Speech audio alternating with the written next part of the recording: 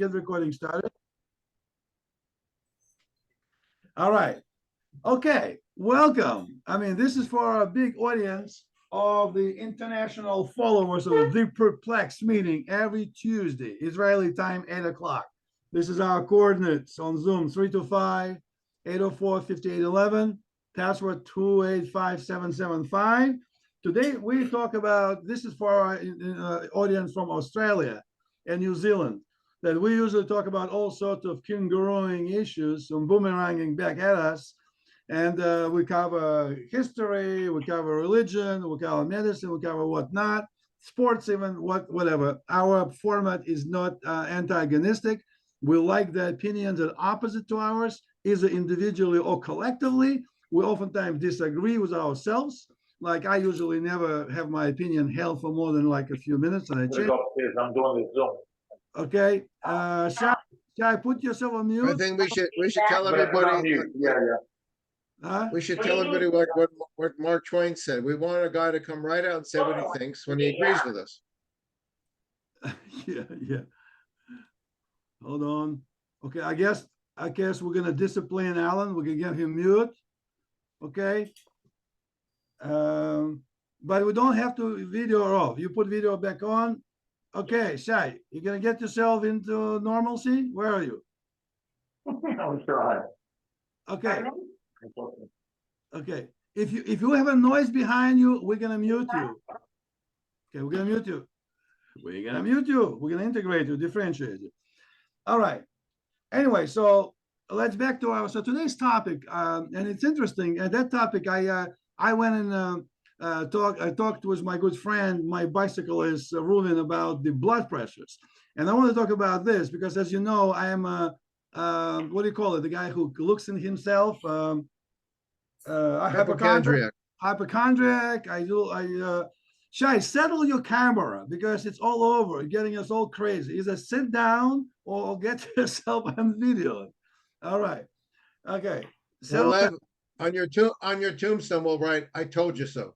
I told you so. You know, and as you guys know, Israeli thing, when somebody dies, they don't wish him, or somebody lives, they don't wish him to live to 120.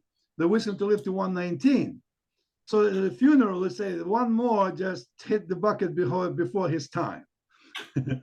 So 119 is time. So anyway, what I want to talk about, interesting. You guys, as especially doctors, you would love it. Let me just show you something. I'll take about 10 minutes and we'll open for discussions. Let me show you, being a mechanical engineer, I'm gonna share the screen and okay, let's see. All right, okay, just share the screen, share, and I'll show you the chart. The chart is not very clear. I just scanned it before our meeting. But if you look at the chart, it's very unclear. But this is a blood pressure and pulse unmonitored for many years, probably like 15, 20 years. I did it like once a month or once every 2 months, sometimes once in 6 months. But overall, it's very vague chart. But overall, this is high pressure. Systolic pressure varies anywhere between like 100 and 130, or the average is 121. And the low pressure diastolic, whatever you guys doctors will say, varies plus or minus, and I measure different times, and it's roughly what is it, 74. So let's say 120 over 75, and the pulse is normal. Now let me unshare it now. This is my chart. So whenever I feel like, listen, I have a little like pressure in my sinus, what's going on here? Let me check my blood pressure. Check my blood pressure, and it says 123 over 75. I'm okay. Immediately after I did the measurements, my symptoms are gone. I feel great. I have no problems. And that was going on for many years. I feel very good about it. So recently I thought, wait a minute, somebody told me, how long your machine's been around? I said, I know, I have my machines for two, and both machines I'm using, and they get the same reading. So I figure as an engineer, if you make an experiment, and one machine says, yeah, if that machine says 125, and another machine says 126, 124, you say that's an accurate machine. But I went to the super farm, and I bought another machine. I bring it home. And I did it because I also felt like a little pressure on my head, my head pressure, my sinus a little bit, my neck, a little pressure. Do I have a blood pressure? Got Chatz v'Chalila, I shouldn't have a stroke, a heart attack. I got to the Super Soul Superfarm, get the machine, come home, read it, and it shows 180 over 84. So I said, 180 over 84, let me use my two machines. I get my new machines, and they're measuring like 137. They're measuring 140 maybe. They're measuring 30 units lower on systolic pressure, but the same diastolic pressure and the same pulse. I go to Superfarm and tell them, your machine is wrong. Because look, I have two machines. I've been measuring for years. My pressure usually like 130, 125. And you showing I have like 170? The guy said, okay, he exchanged it. I brought it home, the same result on new machine. And I'm thinking, what's going on here? Is my pressure 170 over 80 or 130 over 80? Probably it was right then. Yeah. So anyway, but all along. Pressures vary. They go up, they go down. You have to take an average. No, but that's not my point. My point, my old machines all measure, let's say on an average, all roughly 125, 130. My new machine, on an average, whenever I measure, it takes not 130, but 160, let's say. So my new machine is measuring roughly 30 units more. That's a good one. I like that. Yeah. Okay, that's 137 and 79. Okay, you pulse, you're a little bit excited. A pulse at 84, right? Anyway, so let me continue with the story, guys. So now I was thinking, wait a minute. If the new machine is right, I go to Ruben, he measures my pressure, and he also registers 160 or 165 or something like that. Well, Ruben is a doctor. I said, well, he is putting the final dot on the thing. I trust his machine. So I go to a doctor today, to my physicians, he measures my pressure, and he says, you got elevated pressure, 165 over like 81 or something. You need to take medication. I said, doctor, but he gives me this tritage, which is general ramipril, 25 milligrams. He said, that's very low. Oh, we just look Yonatan. This is very low things. Don't worry about it. And I said to him, doctor, I never liked chemistry. I never liked chemicals. I basically only believe in natural things. I don't believe. I mean, our forefathers didn't have any trimestol, premistols, and they live long lives. So the doctor says, listen, just take this medicine. No, they didn't. They didn't live long lives. They died young, and the average lifespan was about 45, 50 years. Okay, all right. Okay, that's a good point. Anyway, so I didn't have this good argument. Yonatan, the way you come back, my friend. So, okay. So anyway, and I'm thinking now, that means when I complain to my wife that I have a little pressure in my forehead and this, I did this complaining when my pressure wasn't 125, which then, if my pressure was 125 and I say a little pressure here, a little pressure here, I can always say maybe I have a sinus, maybe I didn't sleep well because my pressure is normal. But if my pressure is not normal, if my pressure has been for the last 10 years, 150, 155, that means maybe the symptoms actually account for that. Then I have too bad Karen is not in. She's gonna see a copy of that, but maybe she will comment. Karen is my wife's teacher, and I have a great respect for her. And she was in our forum before, as you remember. And she was. Lev, what are we talking about? What are you getting at? Well, I can't. Give me another 2 minutes. I'll finish my things, and then we're gonna open. Okay, so so I'm talking to everybody. I'm typical hypochondriac, and I talk to one guy, another guy, and take an average of opinions. And I'm finally thinking, okay, so I didn't feel bad for many years. And then a thought occurred to me, for many years, I was 25, 40 years old. And I think, well, I feel a little bit more symptoms of something today. And something changed. And I realized that I'm not 25, 35, but 69. So I think, wow, my veins and arteries are probably not the same as before. So if I could get away with 150 pressure when I was 30, maybe now at this age, 150 is not good for me. And then I decided, but what would Torah, the topic was, what would Torah say to that? So the Torah says to that, and then I'm going to open in a minute for you guys for comments. And Torah basically is saying, listen, I made you, but I also made doctors. And if you don't feel good, you go to the doctor. And just like with the judges, you go to make the decision for the judges. And if the judges in your age will not be the same great sages that were 2,000 years ago, that's what you got. If you make a decision, go with the decision. So if I go to the doctors and the doctors tell me, do this, whether they're right or wrong, if they make the decision, do it. And the reason, this is my theory, this is a punchline. if God really was like a really mean guy just to play with us, make us suffer, ha ha ha, like a little circus, that will understand. But God is compassionate, good deity, a good God. So God would not want us to create the doctors just so we can go to the bad doctors and just get hurt. God says, go to these doctors. They may not be the perfect doctors that we used to have 5,000 years ago, miracle maker, perhaps, I'm just saying. But these doctors are doctors today. If they tell you to do something, do that. So I'm thinking, if that's the case, I'm going to take this medicine now.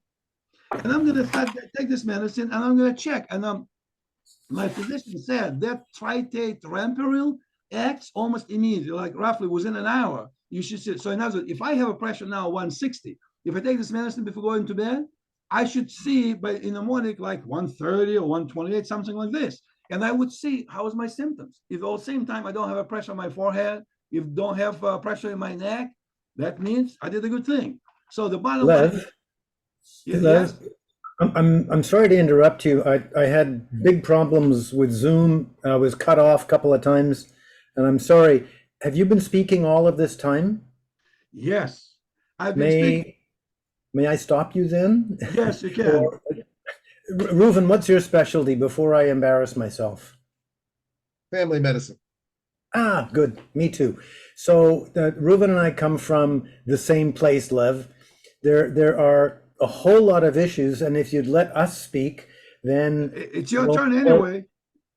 Wonderful. Okay, first thing is be very sure. Yonatan, I'm still trying to figure out if Lev was actually expressing some idea in that mixture of technobabble. I couldn't figure out what he's getting at. Neither did I. It's Lev's level of hypochondriasis and the opportunity he has to consult several doctors at once. That's me. Okay. When you're measuring your blood pressure, okay, with a machine, the cuff, you will always see this phi sign, right? Whoops, where is it here? Okay. Now the phi, okay, that is where the cuff must go over the artery. As an engineer, you know the physics of it, that if you've got a balloon on your that you're working with to measure your blood pressure, the balloon has to be centered. Otherwise, you're not going to get a proper measurement. I do the that. The artery is on the inside of your elbow, okay, Yep. And you can always feel it, and that's where the phi has to go, okay. And then you tighten up your blood pressure cuff around that place. Yep. Okay. So that's where it has to go to get a reasonably proper blood pressure measurement. That's number one. Number two, all of the measurements you've made for the past several years don't make a lot of sense if you have put them all together. You've measured in the morning, you measured at noon, you measured in the evening, you measured all over the time. If you measured your blood pressure while you were having intercourse, sex, your systolic pressure would be between 180 and 200, and your diastolic pressure would be well over 90, perhaps 100, because of that activity. Mm-hmm. If you're running, you're going to have a very high systolic pressure and probably a fairly low diastolic pressure. It depends what you're doing. So if you're going to measure your blood pressure, measure it at the same time each day. And that will be better than the mix of blood pressures that you're measuring. That's number one. Number two, 2 minutes before we started, I sent a link to a talk that I just saw an hour ago from Prager University, a fellow who was involved with lobbying the American government on behalf of big pharma and big foods to be able to promote foods in the US. And he discovered that with the food stamp program going to the poorest people in the States, 10% of their budget, which is in the tens of billions of dollars, goes to soda drinks, Coke and Pepsi and stuff like that, to kids. That's what it's meant to do. The US is poisoning itself with stuff that is making people sick. And before you start taking medications, okay, if you open up the paper inside the box of your treatise, your Ramapril, you're going to find that the very beginning in English and Hebrew and Arabic and Russian, it says that taking this medication should be in conjunction with a regimen of diet and exercise. Changing your diet so you decrease the amount of salt, perhaps. We're even not sure about that nowadays, but certainly increasing your exercise, because exercise will alter your blood pressure to the same amount as taking a pill, except that you won't feel sick. The moment you take a pill, you're labeled, I am sick, I have this diagnosis, and therefore I have to take this pill in order to get better. It doesn't. It keeps you sick. The medication does nothing except lower the number, but it doesn't help you get more healthy. Wow. So these are the things that as physicians, that's probably a we've little bit forgotten. inaccurate. The medication does prevent complications that you can get into if you have high pressure for many years. You know, it won't give you a healthy lifestyle, but it will at least, you know, It will improve your mitigate. chances of not having a stroke. I'm amazed, Well, guys. This is that two would be doctors disagree. that would be completely true if it were true, but it isn't. Reuven, you and I are at the same age. We came into practice medicine. I started in my own private practice on January 1980. I'd already been doing locums for a half a year, and that's when I finished my family practice residency. And within a couple of years of that, we were all using metoprolol as a blood pressure medication in addition to hydrochlorothiazide. And metoprolol was a nice beta blocker. You had to take it 2 or 3 or 4 times a day to work. And we were all in love with atenolol when it came in, because that was a once-a-day beta blocker. And it doesn't lowered work as well. numbers beautifully. You remember it well. It took 30 years for someone to look back and try to discover whether the lowering of blood pressure using beta blockers, metoprolol, in fact lowered mortality and morbidity, or whether it just lowered the numbers. And it turned out that it just lowered the numbers. Blood pressure numbers are a surrogate marker. What we want to do is prevent sickness and death. That's what Reuven said. Right. But when you use this particular drug in somebody who has not had a heart attack, it lowers the numbers beautifully and does nothing to prevent sickness and death. The drug that you were prescribed, the Ramapril, an ACE inhibitor, does reduce morbidity. It will stop people, as Reuven said.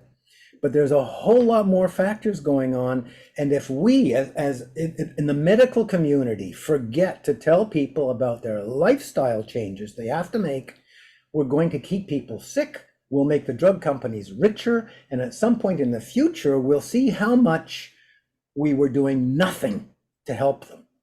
Wow. Reuven, what do you have to say to that? Well, I think it's absolutely true. But I've had the experience of many people who are obese. Already they've been obese for too long. Their joints are hurting. It's very hard for them to do any exercise. And it's like too late. I call them, it's like they're over the hill. You know, you've lost your chance, you know. So yeah, if we can give them a medicine, like actually ARBs are considered even better now. ARBs are considered better for long-term. Yeah, better for the company too, because they're more expensive. They're one of the most expensive. Yeah, well, some of the generics aren't too bad, but yeah, just I think they help.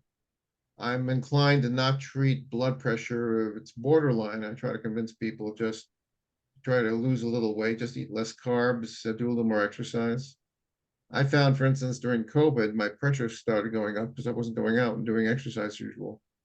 And so I started taking a little bit of Ramapril. And then as soon as COVID ended, I could get around without being harassed.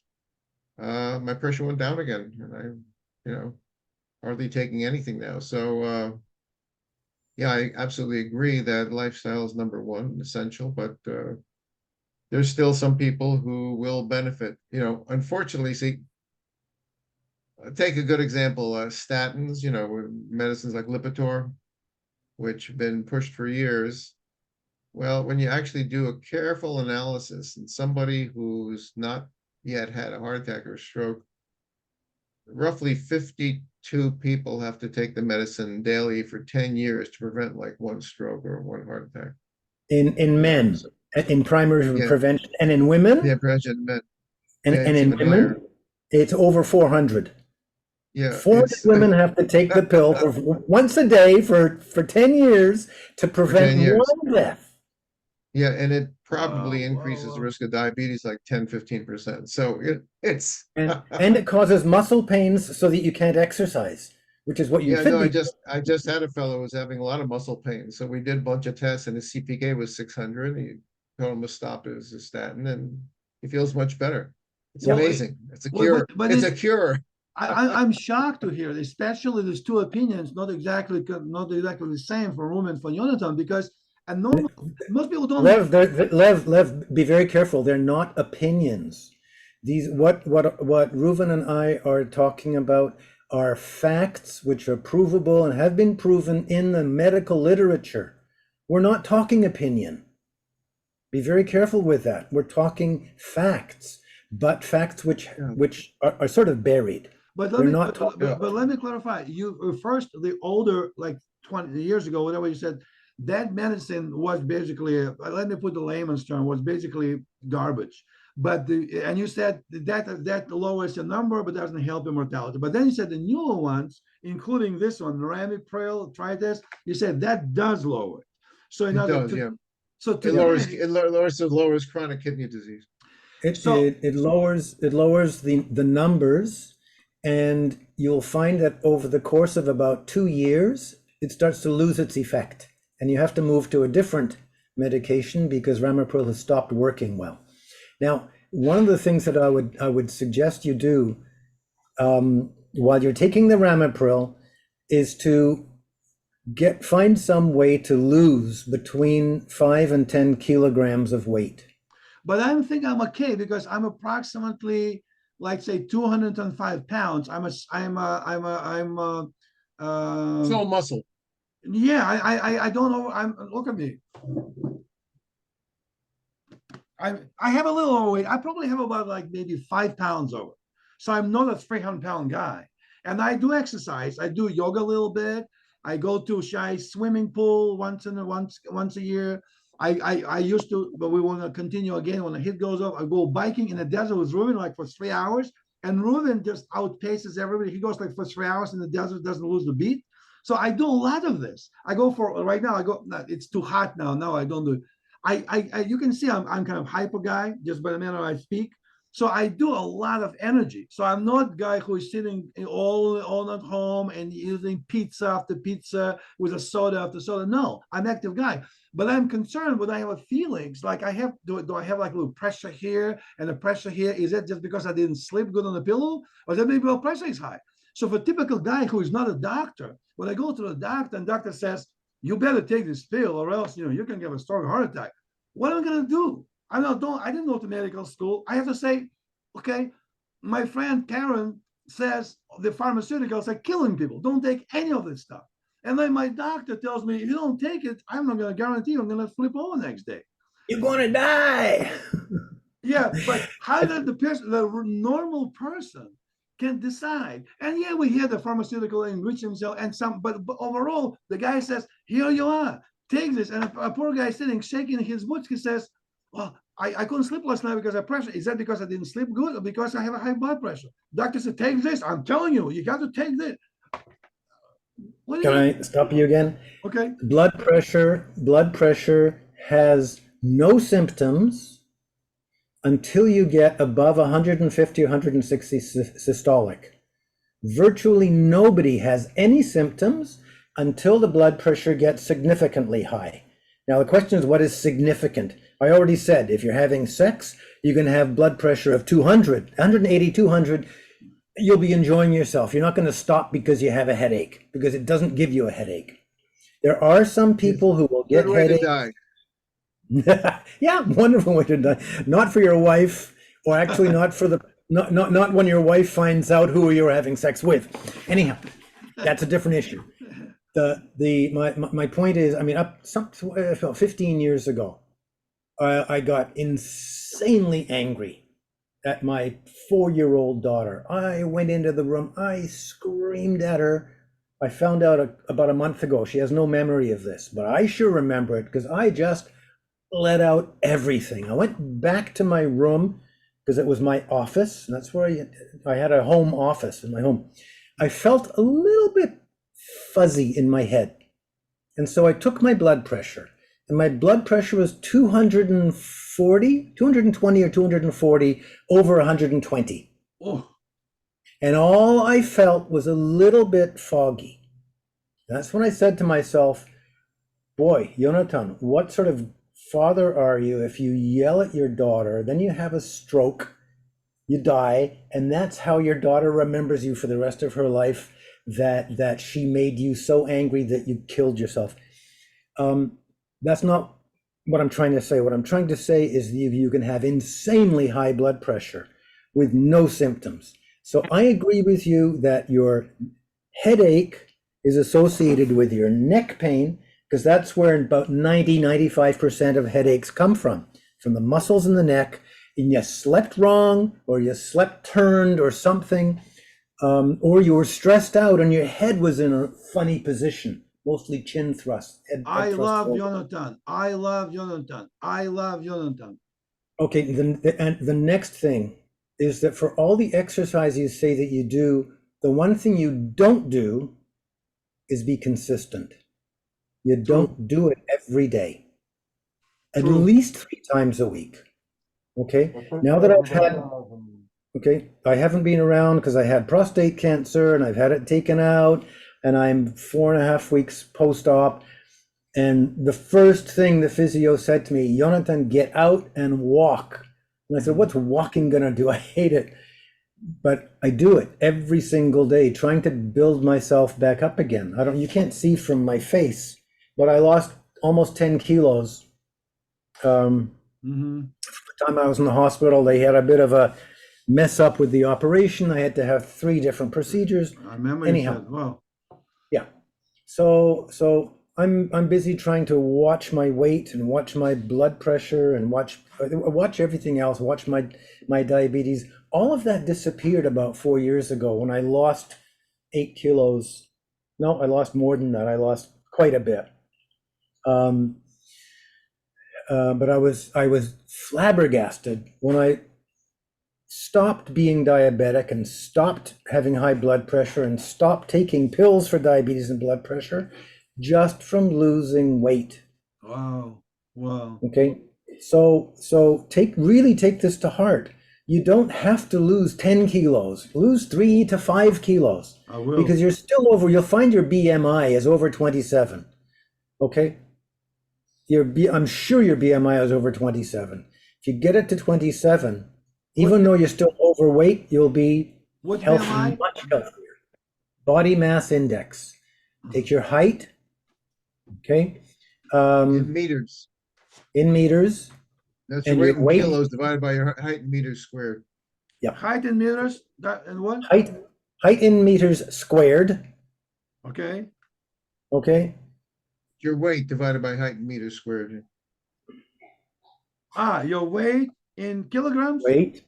Weight in kilograms divided by the square of your height. Okay. In meters, not in centimeters, in meters. Okay. Yeah, So, kilograms divided by meters squared. Yeah. so let's say if I am let's say I'm a 90 kilograms, let's say 100. I'm 90, Yeah. 100 kilograms, You're and more- my height is 2 meters, divided by 4, so it's 25. You're 2 meters? You're not 2 meters. You're Yeah. huge. No, I'm You're, not. you're 2. Yeah, roughly a little bit less. So my weight is, let's say, 100 kilograms. 100 divided by 4, which is 2 squared, is 25. I don't believe you. You're not 2 meters high. Well, I 6 foot. I forgot how You're- tall I am in English. You're Six over foot 6 what? feet. No, I'm. See How tall are you? 6'2", 6'1"? I am 6'1". Wow. No, no, I was I'm only not saying that. 5'10". I 73. used to Wait a be I minute, used to no. be 6'1". Now I'm 6. Yes. Okay. 72 inches is it's 1.83 meters. And square that. 1.83 meters squared. So your BMI is 29.8. Let's call it 30. Thank you. Thank you. 29.8. Take it down to 27. It's only a matter of 3 or 4 kilos. This is a But solution. exercise, walk every day. Okay. Beersheba is hot, but it's dry. And you can walk when you get up in the morning. I try to finish my walk before 9:30 in the morning because I live in Naharia and it's hot and it's humid and it's just insufferable. Oh. Okay. You understand? But how do you answer this? I go to he's a very nice doctor, the Russian doctor, very pleasant. But I come to him as an engineer and but also a human being. And I tell him this is how I feel. I have a pressure here like this. He tells me, okay, what's your blood pressure? I'm gonna measure 158 or 162. Take this. I say, but what other symptoms? He said, don't ask me what other symptoms. Just take this and that's it. Next. So he never explained what you just said. What you just said, this is an educational thing. If somebody watches our video, there's incredible value. It's a thought. You just express the thought with common sense. You don't hear from a doctor. You go to the doctor almost feels you. If you ask questions, you're stupid. Here, take the medicine, get out of here. Why are you asking this? You must have a doc. You must have a doctor in Israel. Hold on. Hey, can I say something? Yeah, go ahead, Shai. Okay, because it's actually. You're a little bit muted. What kind of microphone you use? Get your microphone out of the water. I'm using what do you call it? Earbud. For the next But session, anyway. get a nice mic. Why, you don't hear me well? Go ahead. We can't understand you. It's too muffled. Voice is fuzzy. Okay. And get on the Tel Aviv highway too. Okay, is that better? Yeah. Much better. Now we're talking. Okay. No, so it's very interesting that you're saying that. So I actually went to a specialist because I've been taking 5 milligram rifampicin a long time already. And that's from Laureate. I used to be in Atlanta. Wolf, you're from Atlanta or no? No, grew up in New York, but mostly Chicago before I met Aliyah. Chicago. And Jonathan, you're not from Atlanta either. No, from Vancouver, Canada. Okay, just a good practice. I mean, my regular family doctor put it on me a while back, and I'm still on the same dose. But actually, because I'm older now and I'm working after retirement, and I don't have to be stressed out, so actually my pressure is pretty much under control, and I really want to stop taking it. And I went to a specialist, I won't say names, in Israel, paid a lot of money. I mean, he's like the chief of whatever, cardiology at Soroka, and he was recommended to me, and I'm going to go see another guy. And a lot of times I told him when I'm out in the office, I take it at home. Like right now, I took it, and it's like 115 over 75. Very rarely does it go over like 120. Sometimes, because I take it every day, at night, I check the pressure. Sometimes it goes over a little bit over 120, over 80, very rarely. And I want to stop taking it. And he says, no, he says, once you take it, you're supposed to take it forever. And That's to not me, that true. doesn't make any sense. Exactly. So I spoke to my regular doctor. My mishpachti doesn't mean much. And I have some friends here who I know are doctors too. And he said, basically, I should just not take it for a while and he'll know about it. And then just check it every night, right? And then see really what the maximum pressure is. So what are your thoughts about that as well? It's My reasonable. thoughts would be to check it in. Oh, sorry, Reuven, go ahead. Yeah. Yeah, no, it's quite reasonable. Just keep an eye on the pressure, take an average different times a day. And if it maintains Shai, how old are you now? 64. Yeah, well, over 70, most studies now suggest that you can let the pressure go up to about 150 over 90. Without taking medications. Without Right. taking And that's medication, why it's in America, if you they're treat. very, how do you call it? Yeah, you know that. Very, how do you call it? On the safe side. I mean, stingy. They want you to take it even if it's, not so high. which and But it's you real have- too. But that's You have to insurance. remember, That's insurance. all of these things follow a J curve. If you have a higher pressure, you'll do better and better and better as you lower the blood pressure. And then you get to a point where the lower your blood pressure is, the more risk you have. And if you're at 115, 120 at the age of 64, I would say you're sort of on that cusp of starting to go back up again. Yeah, So your risk going back up. if I were your physician, which I'm not, okay, so don't take my word for it, take your family doctor's word for it. I would take your blood pressure in the morning.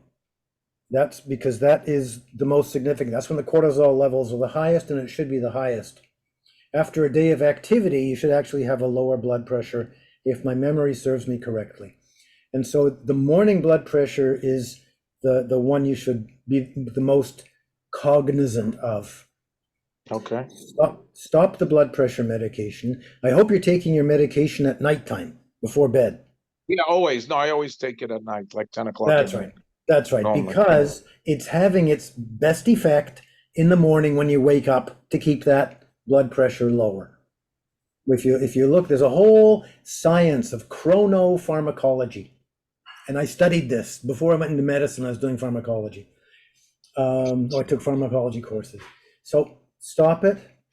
You'll need probably 2 to 3 weeks to discover what's actually happening in your body. You will probably get a rebound effect, so that having stopped it, after 4, 5, 6, 7 days, you might discover your blood pressure going up. Ignore it. Carry on measuring your blood pressure for 2 to 3 weeks and see where it levels out, your morning blood pressure. Okay. And you'll find that it will come back down again to a quite normal level, and certainly below what Reuven says of 150 systolic, which is perfectly acceptable for somebody your age. It's not 150, but 165. 165 is too high. Walk. That's what. Walk every day.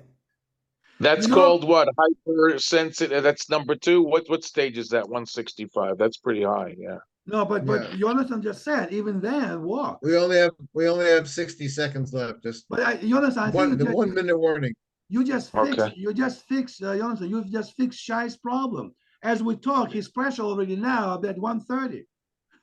I wish you should live to 120. There's Rat Hashem.